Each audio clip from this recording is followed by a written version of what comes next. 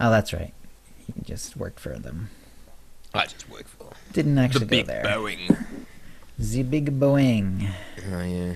We're here. We're alive. It's Right. Oh wait, hang on a sec. I gotta restart the stream. Did I because say I'm that the out wrong loud one. then? Awkward. Yeah, let me just redo the... I gotta do it under the right profile. There we go. Now we're good to go. Okay, good morning everybody. It's just Chill and I today. This is OotiniCast episode 319, and if you ever watch this on YouTube, remember this is the raw, unedited, the version we make, say bad things in, and etc., which all gets edited down into something shorter for a audio podcast. So, we will start shortly. We don't anticipate this being a long show, even though our internal show notes are quite long, because it's mostly stuff about GSF in the patch notes. So, Yahoo!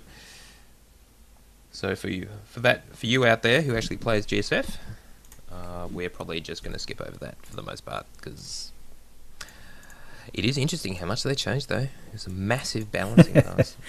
Yeah. But we will get to that. Let me see.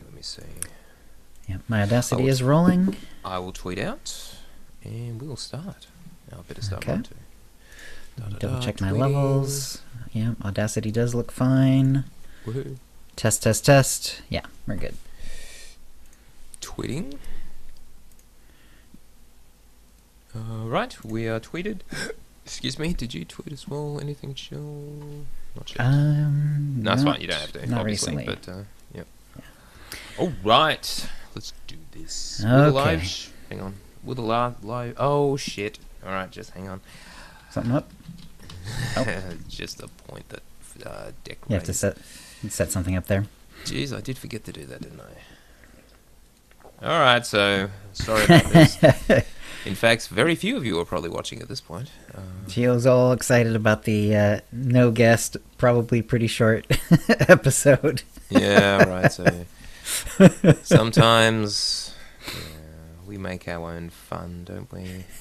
God, Yeah. How did I forget that? I was actually spending... Right. It will just take me a moment. See, I actually set up the Hangout in advance. There it is. Yeah, all I need is a link.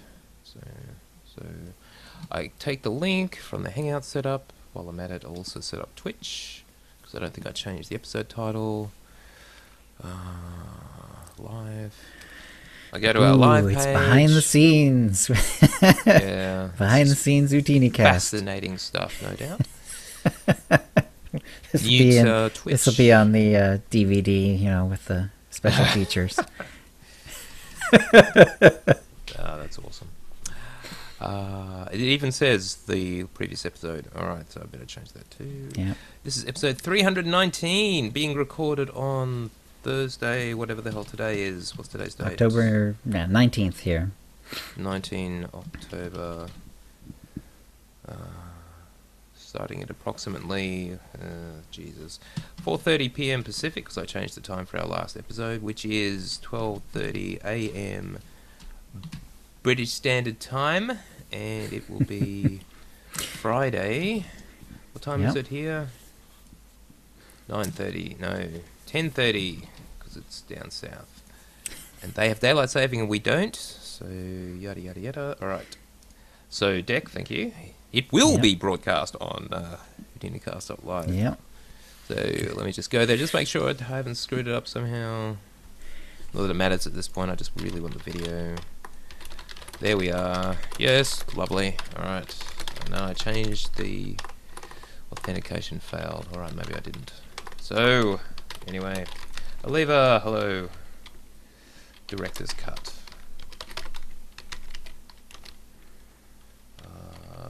It's Johnny!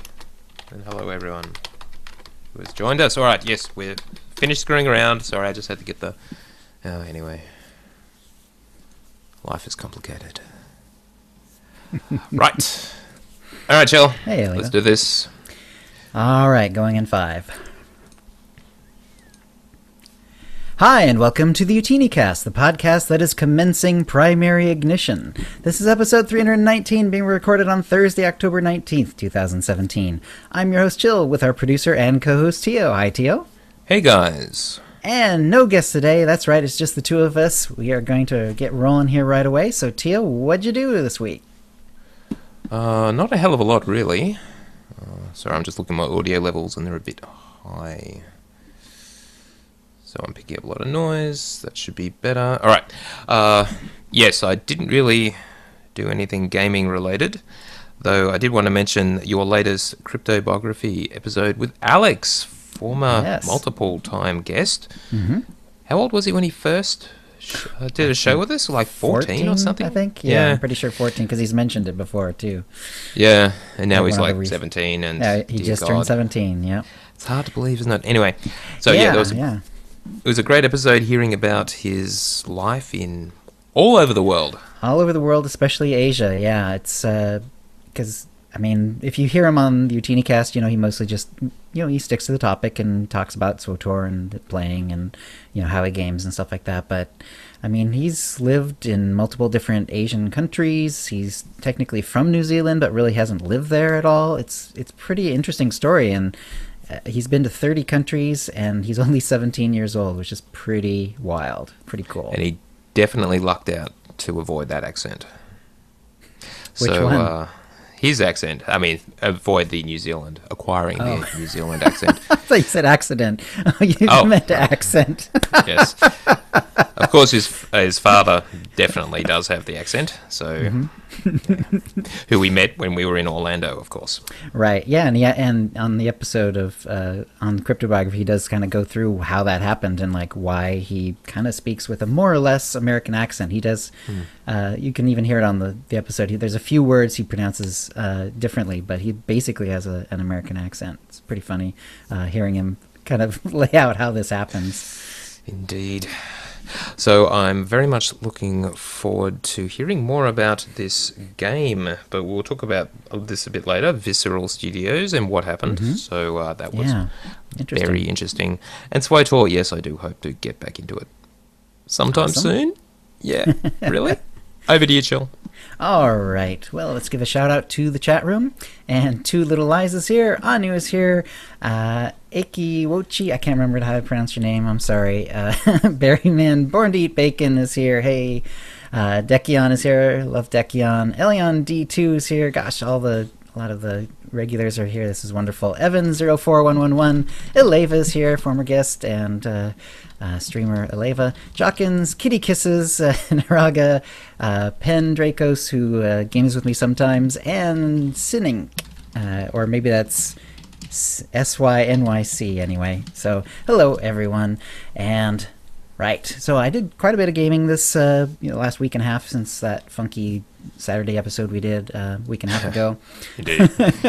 I mostly worked on Chili Quinn, and she's now almost ranked 250, so going pretty well. The pace really did slow down, once that whole, Section X and, Yavin and all that overpowered CXP went away. It's a lot slower now, but still, you can get a couple 3 ranks a night, even with a fairly short game session. And it also gave me an excuse to try a few other things. I did a couple of uprisings. One of them really didn't go at all well. It was bugged and had a couple of tough fights anyway, and between the bugs and the tough fight both happening at the same time, kind of had to bomb out of that one. But we did some other ones, and that was interesting because I haven't done uprisings in a while, and did some flashpoints and did some war zones and some just regular heroics that I hadn't done for quite a while. So it was all really nice to kind of get around the galaxy again, not just hit the same daily areas all over again, which is cool. And last night, Liba and Penn, neither of them were available, and Penn tried to be available, but he was having computer issues. So after that bombed out, it's like, I didn't really feel like doing that, so I decided to create a new character. Hey, what a surprise, right? As you do. Never done that before. Because I had an idea come to me a few weeks ago, and it's been in the back of my mind ever since. So it's like, all right, we're gonna try this. So I started a character named Chill Prime, and he's going to be a Juggernaut. I'm kind of thinking light side. I might switch that, but for now he's kind of light side, and we'll go with that. And it's kind of interesting because I really have done Imperial side more dark and Republic side more light, so it's kind of cool to see the light side story on the warrior Juggernaut. And the real reason for starting him was I wanted to try playing first person, because you can. I always play with the camera all the way maxed out, like which is the default. Yep. It's pretty much the default, but and then once in a while you're up against a wall and it pushes in, and then I push it back out as soon as I can, and all that stuff. Right. And I'm always playing at that particular zoom, and so it's like, well, what happened? But I knew that from experience that you can zoom all the way in and literally be playing in first person. Yep. And it's like, what would that be? So I started this character. Unfortunately, there is a problem with doing that. When you zoom all the way in, the game completely wipes out like everything about your character. Like, it basically, because you're inside your character, it has to make your character invisible. So you lose all the effects and all the animations of your character. So you don't see your lightsaber swinging. You don't see any of the effects. So it's like you hear the noise of like the lightsaber or the attack, and the creature takes damage and dies, but you don't. It's without seeing the lightsaber, it's kind of disappointing. It was like in first person leap, the force leap was kind of cool because the camera, you're moving towards them so fast. And because you're in first person, the effect is a lot stronger than when you're way zoomed out like I normally am. So that part was cool. But then as soon as you get in the combat, the camera is just sitting there. There's no animations, of the lightsaber, and the things just drop. And that was just you've got the mob just sort of swinging at you. Right. That's all you can see, and I'm not doing anything. So that didn't work too well. But so what I'm doing is I'm budging it out, so I'm just behind my character. Okay. So, all right. And then I just tilt the camera just a little bit so I can actually see over his head properly, and and it's almost first person, but it's just over his shoulder, and it's kind of interesting. It definitely screws me up because I've played this game with the same zoom for all this time, almost 6 years, and you just get used to like what a certain distance looks like, and where your character is in relation to the room, and like how quickly you should be turning if you're like avoiding an obstacle, stuff like that. And it's like it's really kind of cool, and everything feels big. Like I'm used to like everything sort of looking a certain size, and all of a sudden like the creatures are like right in your face, like tons of your enemies are like way taller than you. But when I zoom back, I don't even zoom back straight. I zoom back and I zoom up. My camera is like 20 meters behind my character and like 10 meters up off the ground. So everything looks small, but it's how you see really well. So I'm basically anytime you see someone playing, that's pretty much where they have it, because it's the most logical way to see the whole everything you might need to see in a fight. Right. But if you're like right behind your character, like most of your enemies, even though I made him like the biggest, he's male and he's size 3, so he's as tall as you can get. A lot of the enemies are taller than him. Everything feels really epic. You realize like these rooms are huge. Like I got used to like when you first go into Korriban and like there's that obelisk in front of you, and it's like it doesn't really feel that big anymore. It's like it's an obstacle you have to run around. But it's like if you like go right up to it and like have to tilt your camera way back just to see the top of it, like you realize, oh my gosh, this thing is actually really big, and like everything is really big in the game. It's kind of cool. So it's actually it's been kind of fun so far. Do you think it's yes and no. Well, I think it will be. Because of that epic feeling of just like having these gigantic enemies like all in front of you and everything. But the part that makes it a little less immersive for me at the moment is just that I'm so unused to the scale, is that I'm like, I'm doing stupid running into walls, and like during a fight I'm like clicking on the wrong thing and like trying to loot during a fight, when with other enemies beating on me and stuff like that. And it's like I got to get used to it, but I think once I get used to it, it is going to be incredibly immersive. So Okay. Yeah, I'm kind of enjoying it. It's definitely fun. And I did pick melee on purpose because, like, yeah, I could have done a range character and done the same thing, but it's like I still would have been at range, and it wouldn't have been quite the same. You know what I mean? Yeah, I do. So it's like, the enemies would have still been far away, and it would have been like not that much different. So I figured, okay, we'll go with melee, get right in there up against the enemy's face. So I have a screenshot, which isn't the greatest for showing what I'm doing, but it's kind of like where I have the camera set, more or less. The reason I took the screenshot is just because it has one of the more unusual mission items in the game. It's Overseer Tremmel's hand. So if you do like the light side, you're supposed to kill him, but Darth Barris demands the guy's hand as proof. Yeah.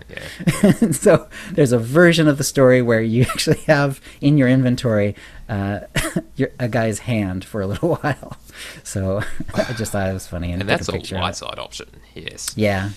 So you can kind of see from the back, I just made him big, size 3, male, bald, chest. So he's just this big blue thumb, and he's a lot of fun.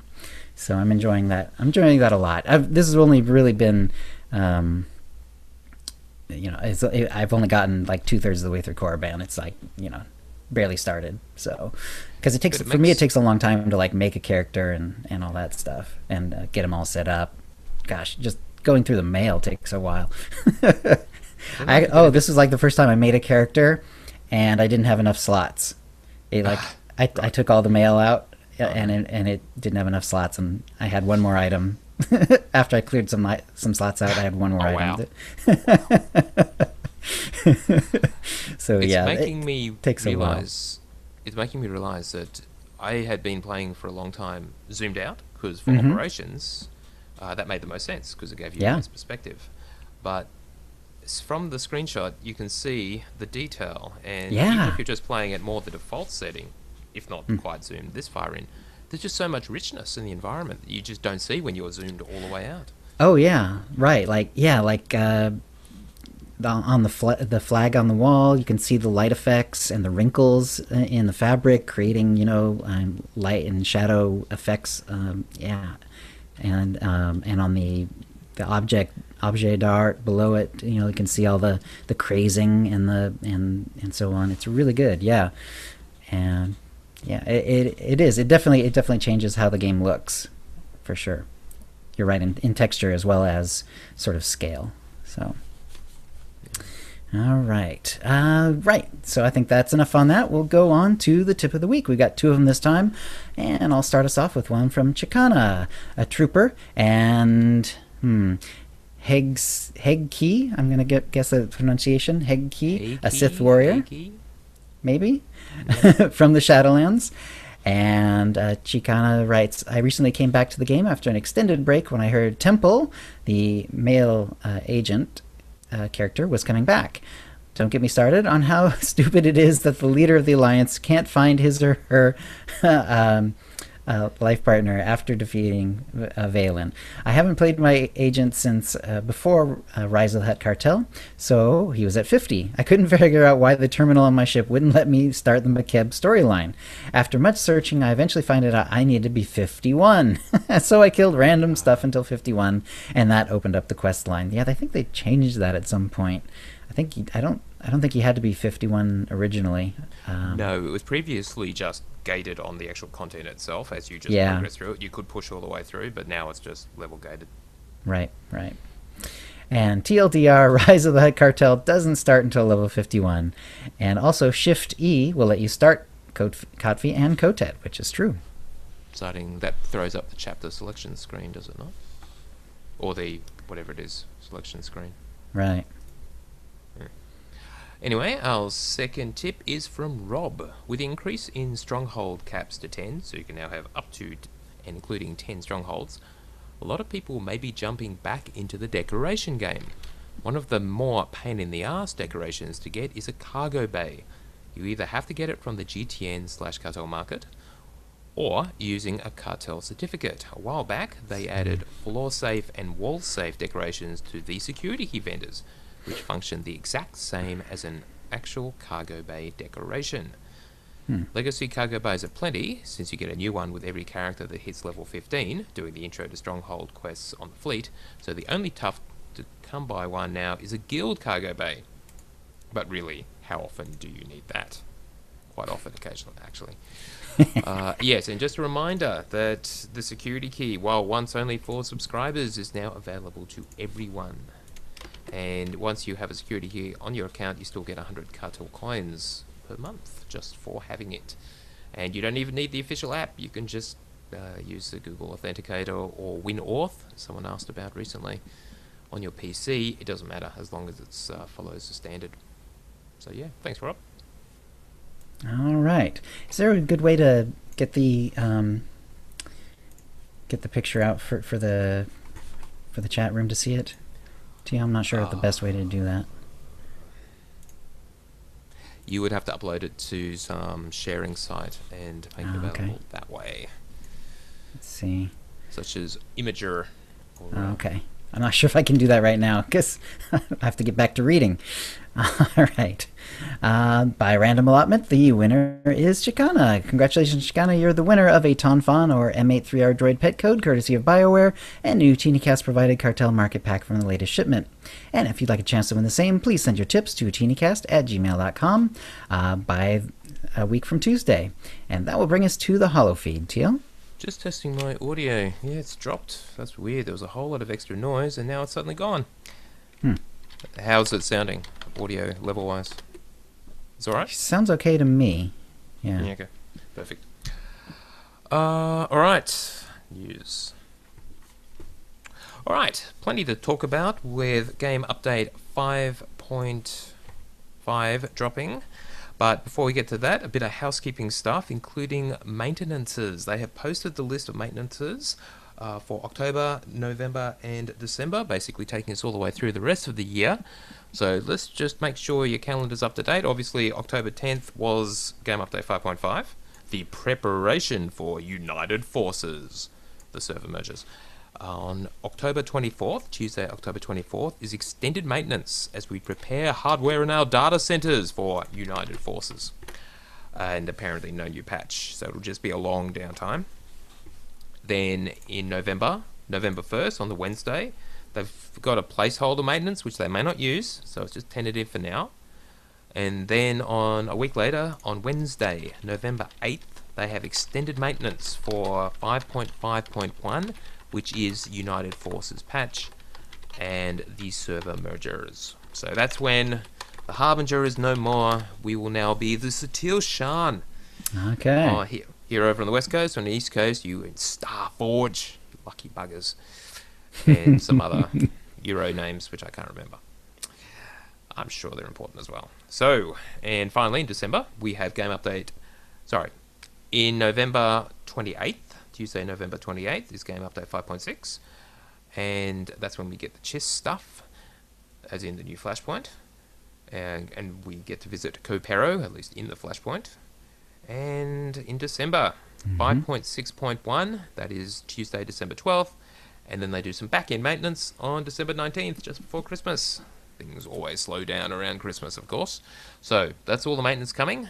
The key date there, of course, is November 8th for when the servers will all become 5 from however many there are now across the entire both regions. Okay. Now, if you completely, bit of a random thing, the sparkly eyes option when you're creating a character or using the outfit designer, there's something weird about it. It's apparently now more anime sparkly, like it's more sparkly than it should be.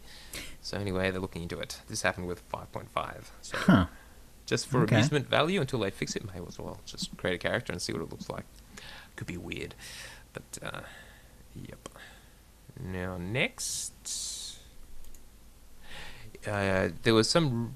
If you hovered over... During the double XP and CXP week, when you hovered over your experience bar or your CXP bar, it was showing that the double XP CXP period will last maybe a month or so, just based on the sheer number of hours remaining.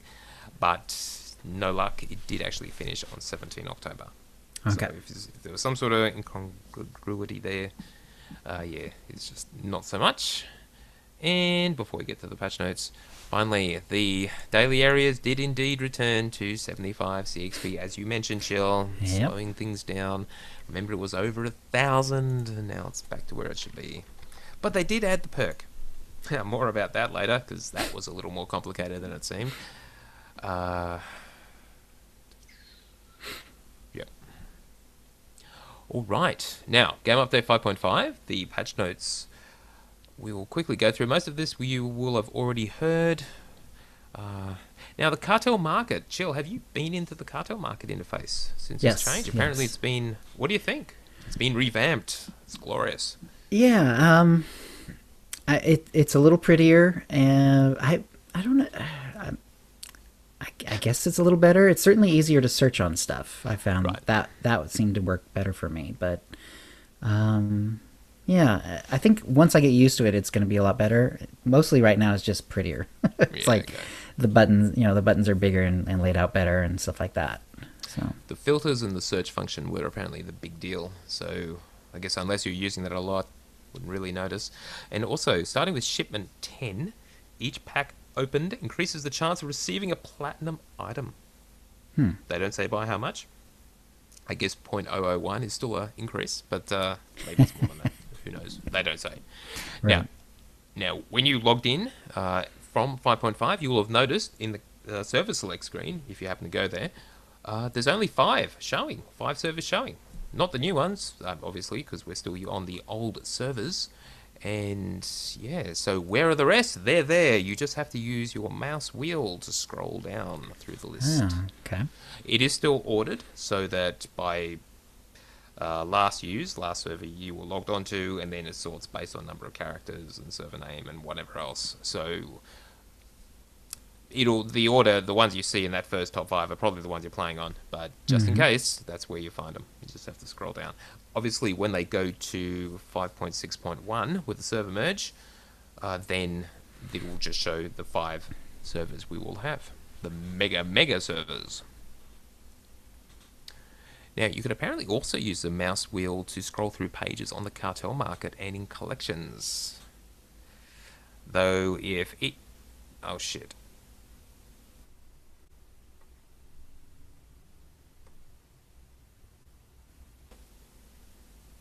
Can you still hear me, Joe? I can hear you. What's going on? Yeah, my...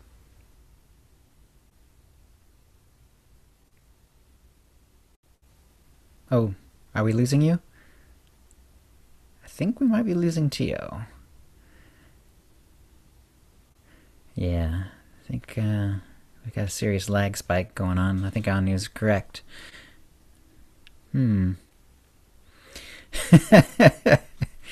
Great.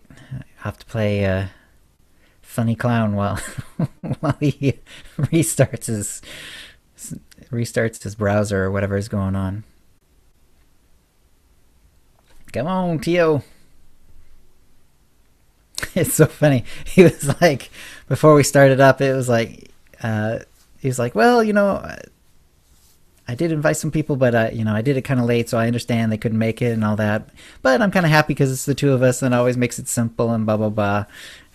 And now it's like this simple show is like has these big cuts, out of it that he's gonna have to figure out how to edit it and all that good stuff. It's like he's gonna be like, it was so easy. There's only gonna be 2 tracks. It was gonna be so simple to edit. And then now I'm bombing out and having to restart. Okay, this is actually taking a while, and he's still showing, or at least his picture showing in the lower right, like he hasn't completely like disconnected. So I'm gonna get on my phone and just keep an eye on my Twitter messages just in case he gives me a message that way, like if he's having a trouble, that's how he will try to get a hold of me, is by a Twitter DM undoubtedly. So we'll keep an eye on that. Yeah, meanwhile, yep, now he doesn't show. So yeah, I'll just keep refreshing my Twitter every once in a while until he either comes back or he gets me a message and tells me what's up. So, because who knows? I mean, this could be something that he can easily come back from, where he's going to restart it and he'll be on momentarily, but it could be, it could be something has gone wrong with his home internet and it would completely futz things up. And then I guess we'd have to. My guess is that I would probably soldier on without him as best I can, and do the rest of the notes and whatever I could, which will be difficult because Tio, I mean, he's the engineer. He takes care of the show. He does the show notes, so he lays them all out. He already knows what's in them, and like I'm sure he already has in his head like special things that he's going to make sure to point out and highlight and all that stuff. And meanwhile, I'm just the clown who gets to react to everything as the fresh-brained tabula rasa over here who just gets to sort of react to it and and going, but I mean, obviously I can read the notes. I could do that, but it's as Tio would say, suboptimal. So we'll see how this goes.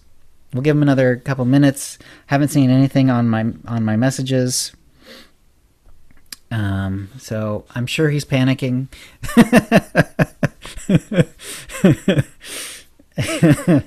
But hopefully he'll be back on soon. Yeah, so it's a good time for some jokes. Yeah. So I didn't. Looks like I was wondering. I didn't. Have any of you guys ever tried to play first person like I've been trying with this character? Like, is that something you've tried? If so, you've definitely he's coming back. He's coming back. I don't have to vamp anymore. Yeah, well done, Chill. Hey, da da da da da da da. Let's hope it saved my audio file. Yeah, that really sucks when that happens. Oh, was it a complete computer bomb? I had to reboot. No choice. I waited for a while, hoping it would come good, but it did not come good. Right. So, we'll just get the chat back up, and we can continue. Sorry about that. Right. Well, fortunately, yeah, we're not too far into the news, so. No, it doesn't matter. Cool. All right. Let me just start recording again. Hello. Bordy Bacon's test. joking. You were gone? I didn't even notice. Meanwhile, I'm like doing a monkey dance over here. All right. Well done, Chill. Bacon well done. pointed out with his little picture. All right. Yeah, I figured you were likely coming back. So. Oh yes. I don't know if you heard. I need to get a new computer. So this one's just too old. Ah boy. Yeah, that's all right. Happens to the best of them. I got a nice bonus after my last project finished up, so I'll be able to spend that. Nice. I was wondering what I would buy with it. Right. Well, oh my gosh! It's not going to pay for a new computer, but it will certainly contribute. So that's nice. Are you already playing this game at the highest graphic settings, though? I thought you were. Not quite. I think I had to, like, some of the shadow settings I had to dial down. So I'll just get a new. I should get an i7 something or other. With a reasonably You'll be in for a decent treat. video card. Yeah. Yep. It'll look great. Good. Now, there you go. There's a reason to actually start playing again. If nothing else. All right, where were we? So I'm just making sure everything's running. I am on studio mode. The audio level is correct. Yep. Okay. What was the last thing I was talking about? Yeah, it was talking about the list of the servers. Basically, I think you had gotten a little further, but I'm not sure exactly where it bombed out. Yeah. I think that's all right. Oh, we just talked about the mouse wheel functionality. That's right. Okay. So you can use your mouse wheel to scroll through pages on the cartel market and in the collections, and this is where it bombed out. However, there is an issue where if either one is open, the cartel market window or the collections window, that window always takes priority when scrolling. So it's kind of confusing. So you scroll, anyway. It's a bit unfortunate. Right. You'll need to close one of them to make sure it gets... Just have one open at a time, you should be fine. Or don't use the scroll wheel. Alright, let's keep going. Stronghold cap increase to 10. We already mentioned that. The completion bonus. No matter how many strongholds you have, it is now totaled from all active strongholds. The bonus is 150% total. Now, they haven't said how it's totaled, but how many you actually need to hit 150%? Do you need to fully decorate 6? Could you not quite decorate 10? Right, right. It's an interesting question to see how that works. The Stronghold cinematics, they will play the first time you zone in, and then there's the terminal, so you can watch the video again, which is really cool because, well, you really don't want to see it more than once unless you have to. But being able to see it again whenever you want is cool, so that's good. Doesn't affect guild strongholds, so you'll still have the intro screen like when you approach the guild strong flagship, etc. Okay. The taxi points in the Yavin 4 and Tatooine strongholds. I need to try that in my Tatooine one. Completing a daily bonus activity now grants 200% bonus alignment, up from 150. The DVL pop-ups appear every 90 minutes, up from half an hour. And they mentioned this previously, when one side wins the Dark versus Light, the DVL war, the victory state, as in how long you've won, lasts for 18 hours rather than just one. Yeah, I mean, gosh, that surprised me. Like, I saw that in game, and it's like, oh my gosh, that's so long. It's crazy. It's like, if you're on the wrong side of that and it's just started, it's like, well, I'm not, I'm not opening my CXP packs tonight. That sort of thing. It's like, exactly. That's a really long time. We'll see how it goes. People may start complaining and they'll bring it back down again, but yeah. Alright, new achievements have been added for gaining Command Rank 300 for each class, new achievements for killing other players in Arcath, Yahoo, in other forms, such as when you're piloting a walker. That's right, incentivize PvP. I hope it has a good name. That sounds like a funny one, you know. Look that up. Yes. Yeah. Something about stomping or something. Right, maybe a quote from the Hoth scene of Empire or something like that. Indeed. Now, the Commanding Legacy perk, this is the one they mentioned, where your other characters in your legacy get increased ability to get CXP the more you have. Now, the way they originally built it was for every character that you get to Command Rank 300, you would add 25% bonus to the other characters in your legacy getting CXP. Okay. Up to a maximum of 100%. And they've reworded it in the patch notes to make it clear. You get a bonus 25% CXP for each mirrored base they have that you have in your legacy at Command Rank 300. That stacks up to 100%. So that's how they did it. It's not just counting characters or anything weird like that. It is literally for every member of a base class, or as in a... Or it's mirror, yeah. Yeah. A Jedi Knight or a Sith Warrior, for example. Either one at Command Rank 300 gives you 25%. And then a Consular or a Sorcerer, same deal. Right.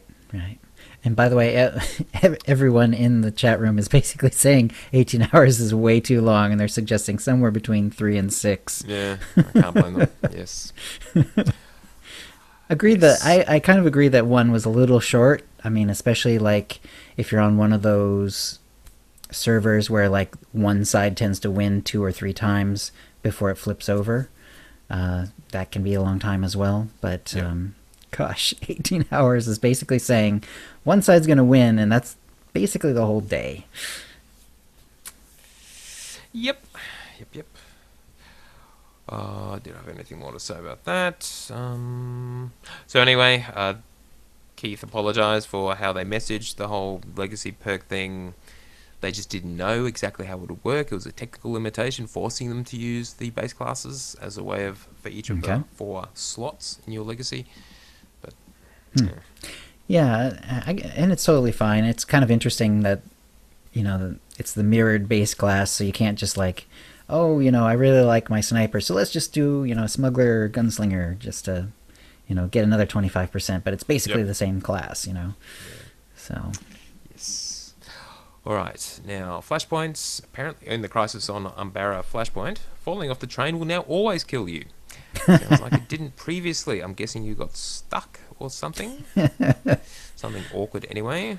The death will be with you always. If you're up for doing master modes, in Ops they will now drop unassembled components in addition to the existing stuff. So the PvP components are now dropping in PvE. I'm sure it makes sense in someone's head.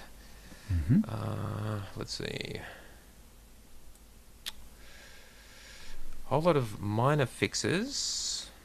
The companion customization vendor, they mentioned this one previously too, added to the Cartel Bazaar on both fleets that will sell you customizations from your opposite faction, because in your vast army of companions, you now have some from both sides in your alliance. So this is a way of picking up their customizations. And they changed the command crate slot, which previously had a chance to only roll schematics. It now has a chance to reward schematics, command XP boosts, command XP consumables, grand chance cubes, item modifications from Galactic Command Gear. So mods, basically. That's pretty cool. Nice. Yeah. Better than just schematics, at least. They changed the ICAP daily just to decrease the price of those abilities just to make it more, well, usable. And the amount of ICAF shards, the currency you receive for exchanging crafting materials, has been increased. Stronghold decos added for purchase on ICAF reputation vendors. There you go. Another reason for doing the ICAF rep. And they've added a couple of Arcan companion customizations, which may or may not be useful to you, depending upon which way you went in the story. Yeah, it's nice that you have a dark Arcan and a light Arcan, because they do feel very different in the story. For his story especially is very different depending on how things go. So that's kind of cool. Yeah. A bunch of mission fixes as well. And they've corrected Command XP mission rewards for all of the ones that were broken. We already talked about that. Bolster in war zones. Item rating is now 242, where it was 238. So just bringing it closer to tier 4, but not to tier 4. Utility points will no longer reset upon logging into certain classes. Oops. Yeah, well, that's good. I've heard about that one happening, yeah. Was it happening every time or just in certain circumstances? No, it really did seem to be just certain classes. Like, when I heard about it, I checked and mine had not reset, but yeah. But Penn had either had one happen to him or he'd been with someone who had it happened to them. Yeah. Johnny, born to eat bacon, wants the decapitated Arkan mod. That'd be awesome. Yeah. I was doing we were about to start the Alderaan Rat-Ghoul event, and I went and I looked at the vendor, and it has, all well, it doesn't have the Kotfi Kotet really companions, but it has like all the classic companions plus like Treek. And you can make them basically all, not rat ghouls, but like all infected and zombie-ish. It's very cool. I was wondering, like, if you have the rep and like you like get Mako and you do like the rat ghoul effect on her, and zombify her, and then go do the class story and like do the romance arc. How bizarre is that gonna look? Bad, Chill. It's gonna look very bad. It would be awful. I kind of want to see it now. Something else to stream, I think. Yeah, probably is. Now, the rest of the patch notes are all class changes, which we've already gone through, which is pretty much nerfs across the board. And so we won't dwell. Please let us know how you feel about all that. I'm sure you're all really happy about bringing your classes down to that DPS target, or up, mostly down. And Galactic Starfighter. Now, there aren't really there's a whole ton of changes across the board. Affects everything. The actual ships themselves, all of the add-on modules, everything. It's quite, and the crew, of course, who grant certain effects. They just tweaked, it seems, every number. I assume it's not every number, but it seems that way.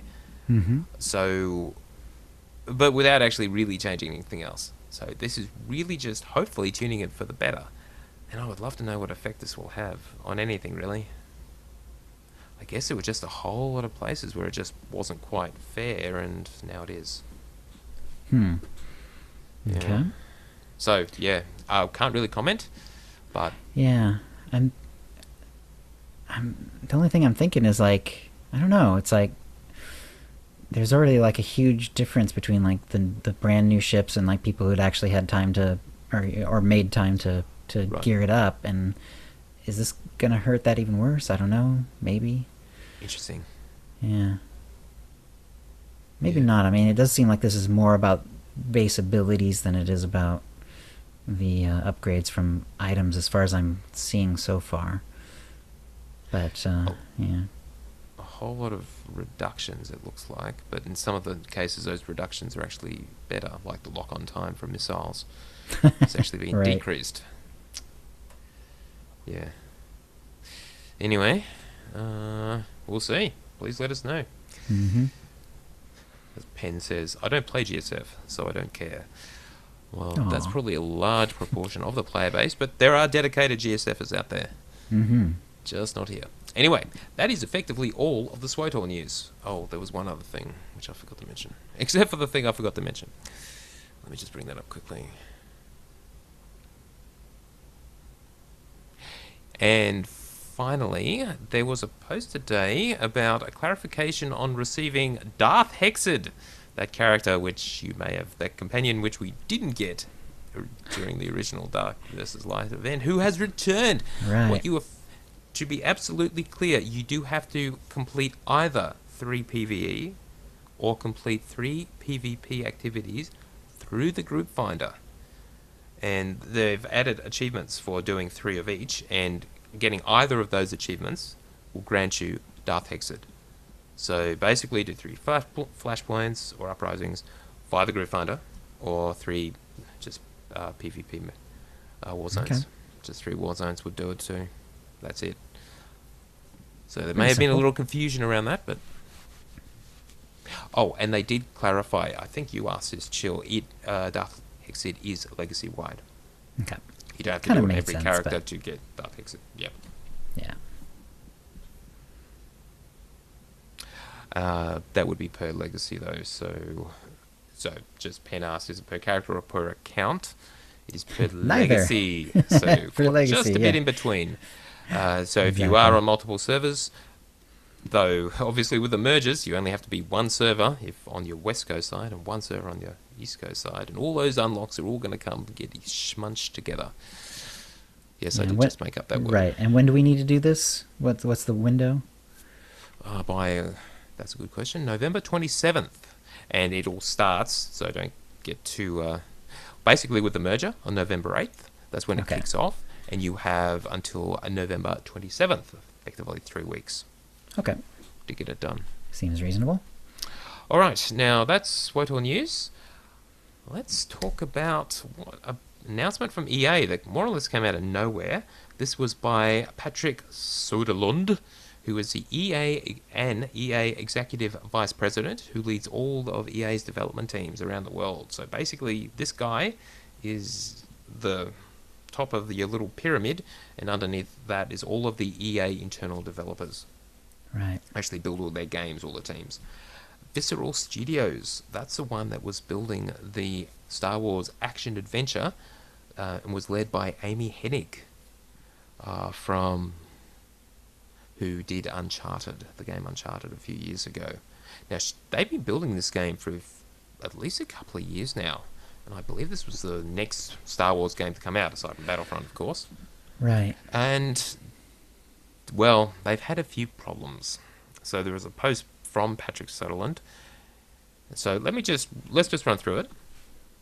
And there's a lot of fluff in here, but I suspect these words were very carefully chosen. He says, our industry is evolving faster and more dramatically than ever before. The games we want to play and spend time with, the experiences we want to have in those games, and the way we play, all these things are continually changing, and so is the way games are made. In this fast-moving space, we are always focused on creating experiences that our players want to play. And today, that means we're making a significant change with one of our upcoming titles. Not so upcoming titles.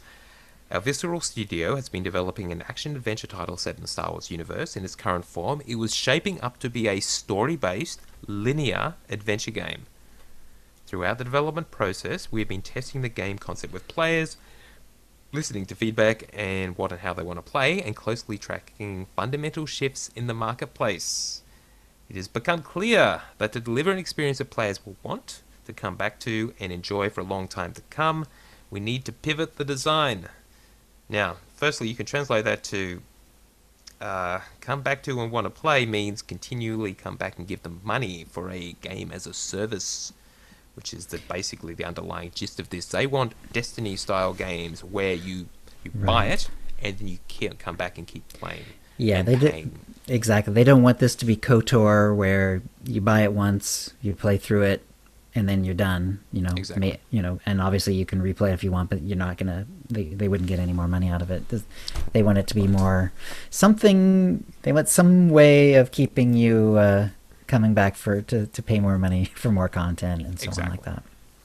So what it would have been is just your traditional, as you said, Chill, a KOTOR style, just story-based linear, which like games used to be. Back in the old days, before we got the internets and everything became co-op or massively multi-user. So anyway, back to what Patrick was saying. We will maintain the stunning visuals, authenticity in the Star Wars universe, and focus on bringing a Star Wars story to life. Importantly, we are shifting the game to be a broader experience that allows for more variety and player agency, leaning into the capabilities of our Frostbite engine, and that's current management speak, leaning into, and reimagining central elements of the game to give players a Star Wars adventure of greater depth and breadth to explore. Yeah, right. So there is an obvious thought here, and that was captured by someone who tweeted at us, it was Cole Bennett. He says, so does BioWare make a Destiny Star Wars game even though they already have Anthem in the pipeline? So that is an obvious question. Now, Destiny and games like it are effectively what MMOs have become, not the World of Warcraft SWTOR style of MMO, which was all based on the EverQuest style and so on. But WoW kind of perfected that. This is something else where it's more lobby-based, smaller groups. You can still do raids and stuff, and you have character progression. But it isn't just a big world that you inhabit. And the style of it tends to be more actiony, more first-person, Right. that kind of thing. And clearly, it's making them a lot of money. So, and they do like that kind of thing. So anyway, that seems to be where they're going. So they're going to take the game that Amy Hennig was developing, and they did mention they are talking to Amy Hennig about her options, her next move. So clearly it sounds like she's been taken off the project. And so that's all just been canned. And Well, there is no project, right? Yeah, exactly. They're taking all the assets and stuff that they built for this game, and they're going to turn it into something else. Right. So another question is, we've already got Anthem, a brand new IP, from BioWare in the pipeline. Are they going to make another game along those lines, which is Destiny style? In which case, why are they building Anthem? Why have two of these things? One completely new IP, and one Star Wars. Is there enough Right. room for both? Probably. But in terms of marketing and effort, what does the company focus on? So I do wonder what this means for Anthem, if anything. Yeah. Anyway, so back to what Patrick was saying, this move leads to a few other changes. A development team from across EA Worldwide Studios will take over development of the game. Led by a team from EA Vancouver, and that was already working on it because they do tend to spread their big games across multiple teams. Visceral Studio will be ramping down and closing. And they're Wow. trying to shift as many of their team out of there as possible, but that's a pretty big deal. Pretty big deal, yep. And they'd originally expected this game to launch fiscal year 2019, and they're now looking at a new time frame. If they're completely redoing it from scratch, or at least taking the assets, but the game itself is changing, who knows when it'll come out. This could be years and years away. Right. Right. Bringing new Star Wars game to life for every passionate fan out there is what drives us as creators, etc., etc. Well, yeah. We want to take the time to get each game right, to make it unique and make it amazing and make us lots of money. I added that last part. But for any business, that is what they're supposed to do. Right.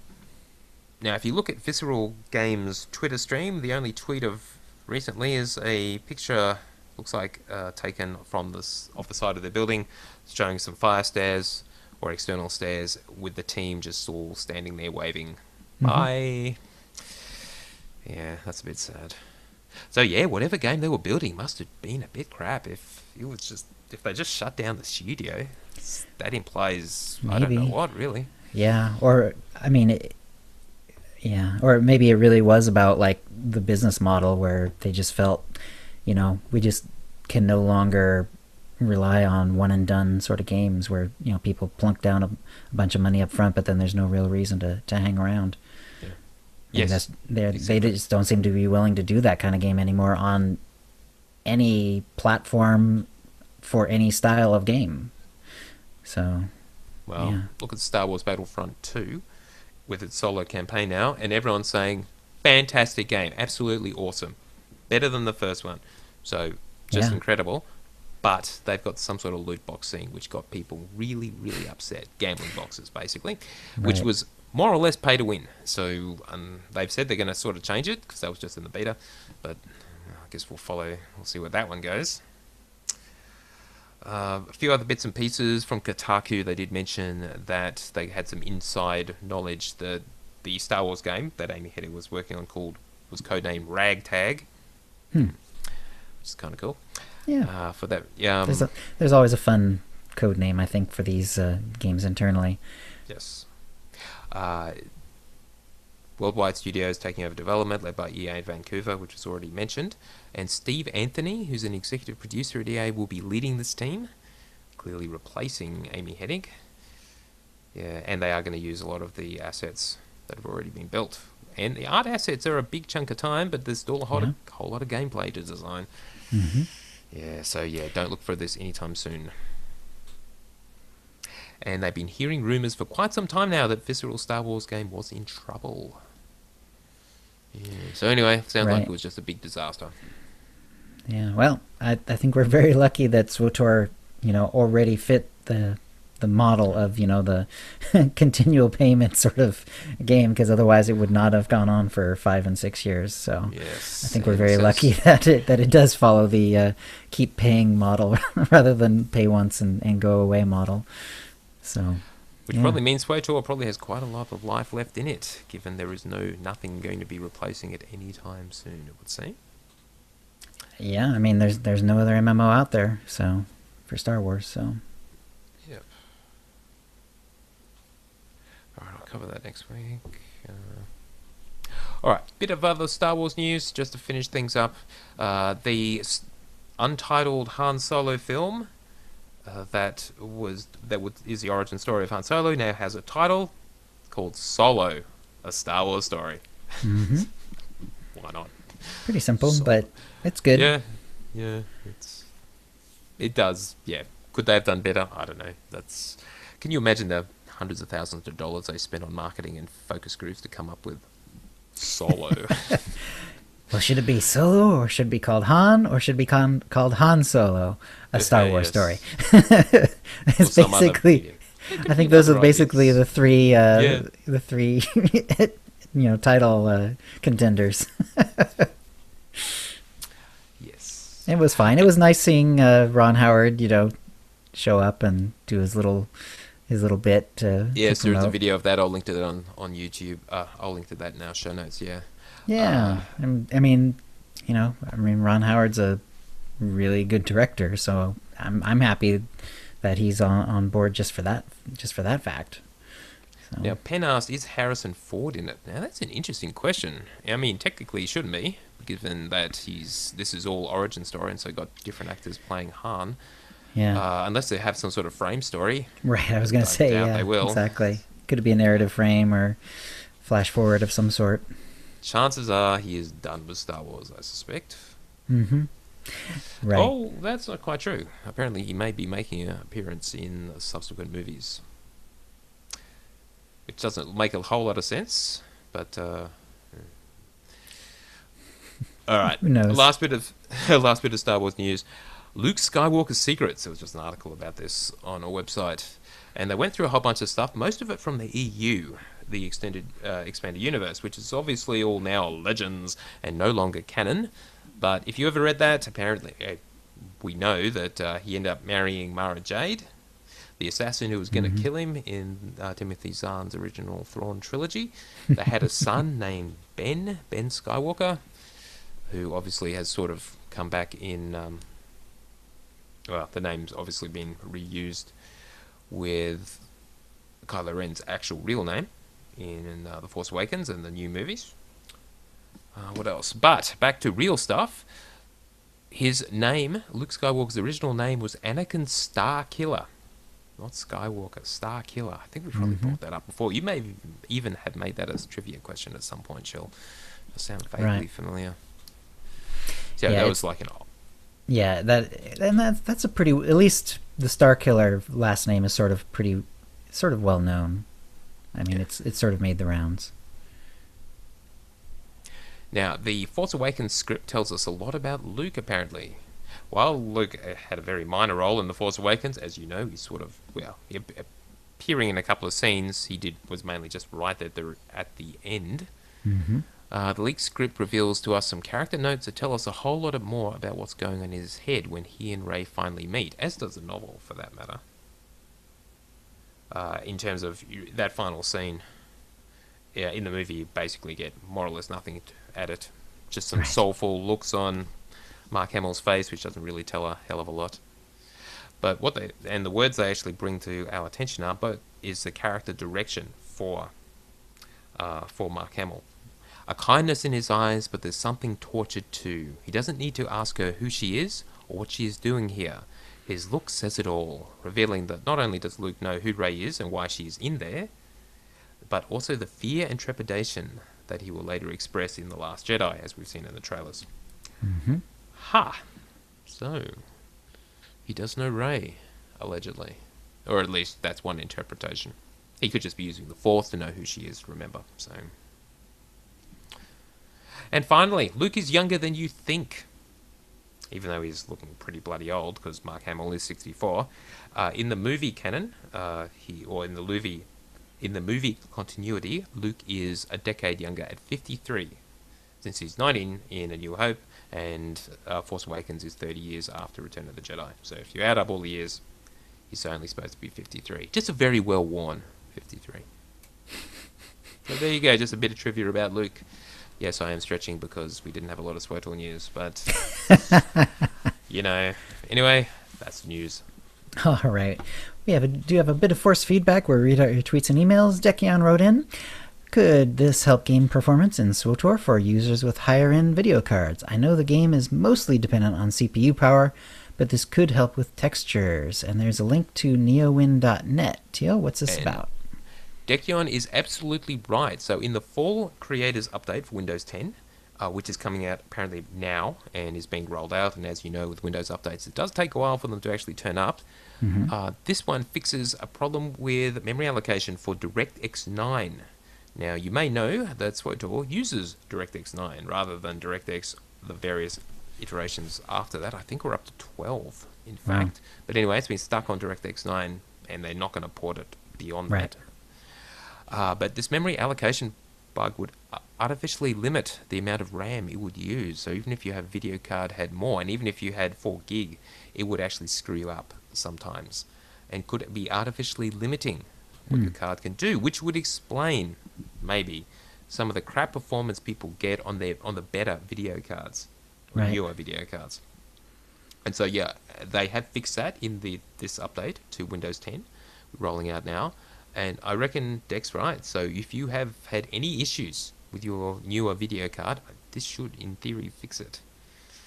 Unless there's something else. But yeah, this was just you don't want to limit your memory, because that will just constrain everything. Maybe it is just textures, but maybe more as well. Yeah, I'd love to hear from people who have older systems who, once they get this update, and if they notice a difference in SWTOR. I mean, because that we've known for a long time that they just weren't going to budget off of the DirectX 9. So my new computer is, it's not going to make a difference. It's already pretty well maxed out. But if I was still on my older computer, it definitely would have. And I don't know about your computer, Tio. You're thinking about getting an upgrade, so maybe it would help you. Almost certainly. But yeah, we'll see. Johnny suggested, what was it? No, it was Ducky. Ducky suggested for the Han Solo movie, Chewbacca and His Friend, a Star Wars story. I like that, actually. Now, did you see any questions or things to just briefly mention in the chat? Synesthetic is asking, was this a DX9 issue with Windows 7 as well? They implied the issue turned up in Windows 8.1. No, actually. No, it wasn't working Windows 7 either. There was some issue there. They tried to fix it with 8.1 and just made it worse. So basically, it was there in Windows 7. It really went bad with Windows 8 and has continued in Windows 10, and now they're going to finally fix it. That is funny. Yeah, Ducky, memory is my problem as well. I can't remember shit either. So, Penn says, Luke didn't age as well as Yoda did. Ain't that the truth? This is true.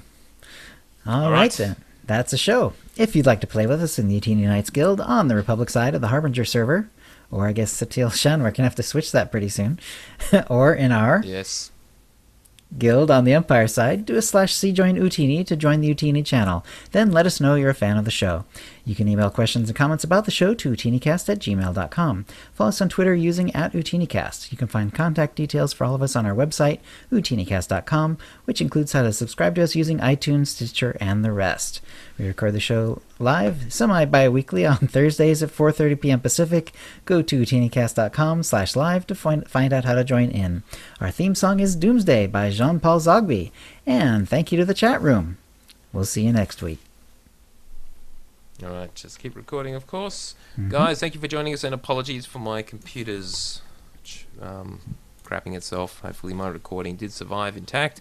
I noticed my audio levels have been a bit strange. I don't know what's going on. I need a new computer. Now I'm just thinking of all that time I'm going to be spending researching the latest CPU, latest video card, and all that other crap. And it's been going to make it from scratch for sure? Oh, of course. Of course. I figure for you it would make sense. Yeah. Yes. And I happen to work with a whole bunch of electrical engineers if I ever run into any trouble. So that should be nice. Fun. All right. Anyway, won't prolong things. So thank you for watching, guys. We'll be back in 2 weeks. Now, where does that fall in terms of the various updates? So that is 3rd November. That will be just before the merger. Yeah. We could have some sort of walk down memory lane, our journey from Space Slug to Harbinger to the Satil Shan, because we were on the Harbinger twice, the old Harbinger and the new Harbinger. I was trying to remember for sure if that was the case, but yeah, that's what I remembered as well. We hopped from Harbinger to Harbinger. All right. Anyway, may the Force be with you, or serve you well. We will see you next time. Take us out, Jill. Stop.